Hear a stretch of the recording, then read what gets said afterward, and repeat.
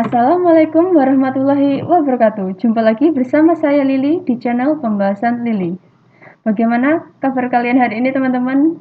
Baik ya. Di video ini saya akan membahas tentang banyaknya cara untuk menentukan posisi duduk. Bagaimana caranya? Langsung saja kita mulai pembahasannya. Nah, secara umum posisi duduk itu dapat kita bagi menjadi dua jenis ya teman-teman. Yang pertama yaitu posisi duduk berjajar. Jika digambarkan seperti ini ya teman-teman. Dan yang kedua adalah posisi duduk melingkar atau siklis. Jika digambarkan seperti ini. Jika posisi duduk berjajar, kita menggunakan rumus n faktorial. Sementara jika posisi duduk melingkar atau siklis, kita menggunakan rumus n-1 faktorial. N itu adalah jumlah keseluruhan unsur. Tanda seru itu bisa kita baca faktorial. Apa itu faktorial? Faktorial adalah perkalian dengan angka sebelumnya. Contohnya, 3 faktorial itu artinya 3 dikali 2 dikali 1. Hasilnya adalah 6. Contoh yang kedua ada angka 4 faktorial. 4 faktorial artinya adalah 4 dikali 3 dikali 2 dikali 1. Hasilnya adalah 24. Sampai di sini paham ya teman-teman? Untuk lebih jelasnya kita langsung saja ke soalnya. Nomor 1. 6 orang duduk berjajar. Banyak susunan duduk yang berbeda dari 6 orang tersebut adalah. Nah, nomor 1 ini kita dapat menggambarkan seperti ini ya teman-teman. Nah, 6 orang duduk berjajar. 1, 2, 3, 4, 5, 6. Seperti ini. Rumus duduk berjajar adalah n faktorial. N-nya berapa? N-nya ada 6 ya. Yang duduk berjajar kan ada 6. Jadi kita tulis N-nya adalah 6 faktorial.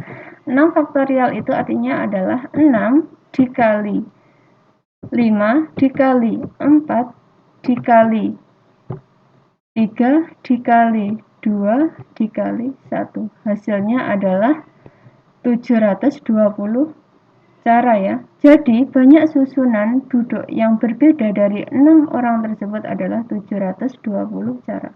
Jawabannya yang D ya teman-teman. Gimana? Sampai di sini paham ya? Kita lanjut ke soal nomor 2. Soal nomor 2. Suatu rapat dihadiri oleh 6 orang yang terdiri atas ketua, sekretaris, dan 4 orang anggota. Pada saat melakukan rapat, mereka duduk pada sebuah meja bundar. Banyaknya susunan duduk yang kemungkinan terjadi adalah, kita dapat menggambarkannya seperti ini ya. 6 orang duduk mengelilingi meja bundar. Karena ini posisi melingkar atau siklis, kita menggunakan rumus yang n-1 faktorial. Langsung saja kita masukkan angkanya. N-nya berapa? N-nya kan ada 6 ya, berarti 6 dikurangi 1 faktorial. Hasilnya adalah 5 faktorial. 5 faktorial itu artinya adalah 5 dikali 4 dikali 3 dikali 2 dikali 1. Hasilnya adalah 120 cara. Jadi banyaknya susunan duduk yang kemungkinan terjadi adalah 120 cara. Jawabannya yang C ya teman-teman. Sampai di sini paham ya? Sekarang kita lanjut ke soal nomor 3. Nah, di dalam suatu kelas ada sebuah kelompok yang duduk berjajar sedang melakukan presentasi. Kelompok tersebut terdiri dari 5 anggota yang bertugas sebagai moderator, notulis, dan 3 sebagai penyaji. Berapa banyak susunan tempat duduk yang mungkin terjadi jika moderator dan notulis harus selalu duduk berdampingan? Ingat ya teman-teman, di sini ada peraturannya. Peraturannya adalah moderator dan notulis harus selalu duduk berdampingan. Jadi mereka harus duduk berdampingan, tidak boleh dipisah. Jika digambarkan seperti ini ya teman-teman. Anggap saja ini moderator dan notulis. Moderator dan notulis tidak bisa dipisah. Jadi kita hitung mereka berdua ini satu kesatuan ya. Kita hitung 1, 2, 3, 4. Langsung saja kita masukkan ke dalam rumusnya. Rumus duduk berjajar adalah n faktorial. N-nya berapa? Ada 4 ya, karena ininya kan dibaca 1, karena tidak boleh dipisah. Berarti 4 faktorial. 4 faktorial itu artinya adalah 4 dikali 3 dikali 2 dikali 1. Hasilnya adalah 24. 24 itu kan secara umum kan ya. Yang M dan N ini kan juga bisa berpindah. Ini kan M dulu baru N dulu. Bisa jadi juga N dulu baru M dulu. Jadi kita masukkan ke rumus yang duduk berjajar lagi ya teman-teman. Nah, ini kemungkinan berpindah 4 orang ya. 1, 2, 3, 4. Rumus duduk berjajar untuk moderator dan notulis, untuk khusus 2 orang ini kan ada 2 cara ya. Berarti 2 faktorial. Hasilnya adalah 2 dikali 1. Hasilnya adalah 2. Itu adalah moderator dan notulis. Jadi, kesimpulannya, banyak susunan tempat duduk yang mungkin terjadi jika moderator dan notulis selalu duduk berdampingan adalah 24 dikali 2. Totalnya adalah 48 cara. Jawabannya yang D ya teman-teman. Gimana? Masih paham ya? Kita lanjut ke soal nomor 4. Suatu hari, ada 6 orang anak SMA yang mengadakan buka bersama di suatu restoran.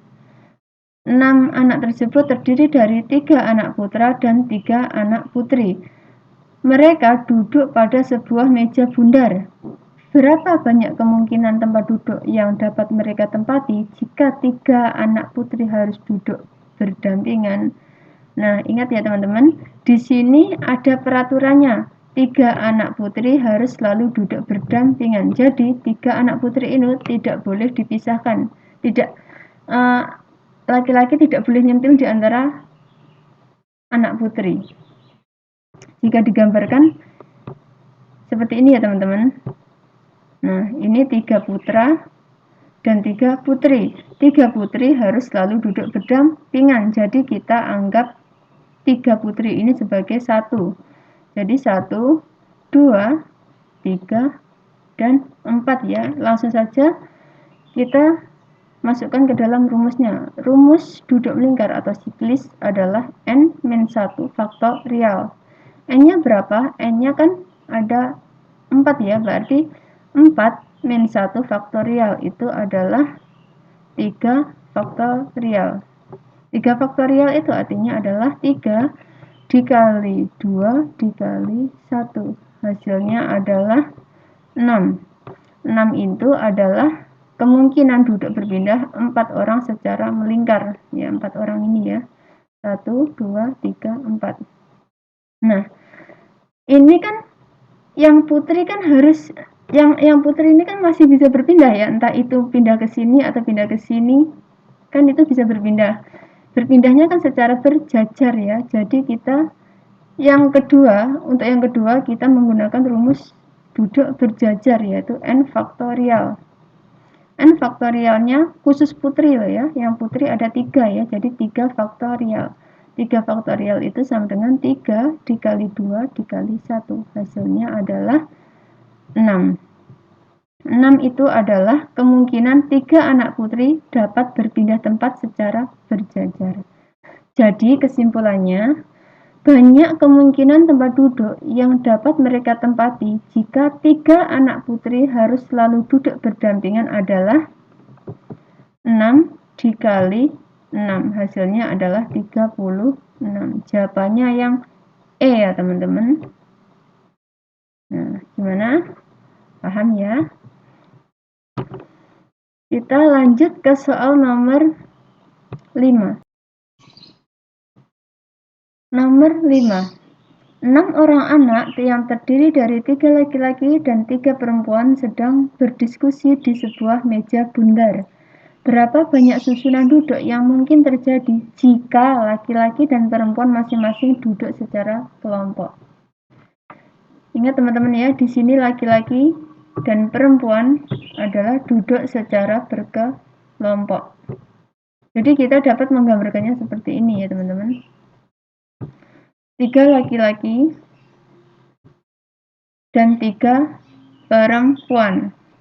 Laki-lakinya duduk berkelompok dan perempuannya juga duduk berkelompok. Jadi kita bisa menghitungnya menjadi 2 bagian ya. Yang pertama adalah bagian kelompok putri dan yang kedua adalah bagian kelompok putra. Kita masukkan ke dalam rumus siklis ya, karena kan ini duduknya di meja bundar. Rumus siklisnya yaitu N-1 faktorial.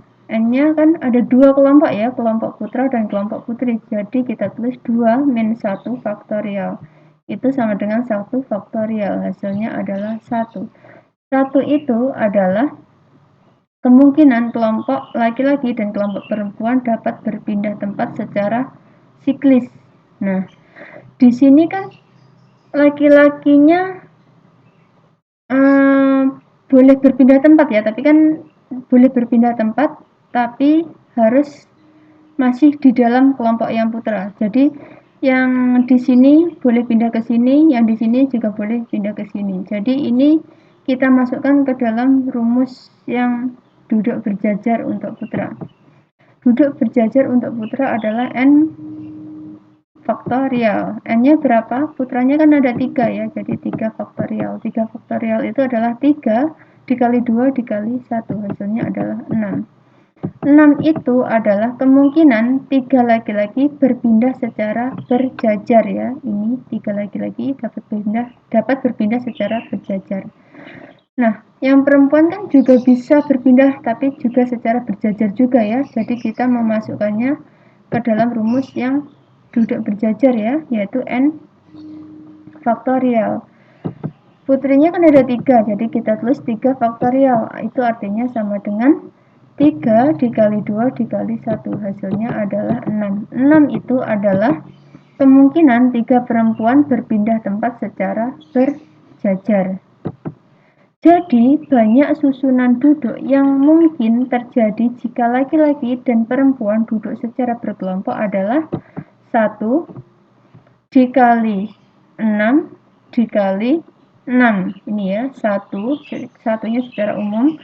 Terus 6 itu berjajar laki-laki dan 6 berjajar perempuan. Jadi hasilnya 1 dikali 6 dikali dengan 6 lagi, hasilnya adalah 36 cara. Jawabannya yang C.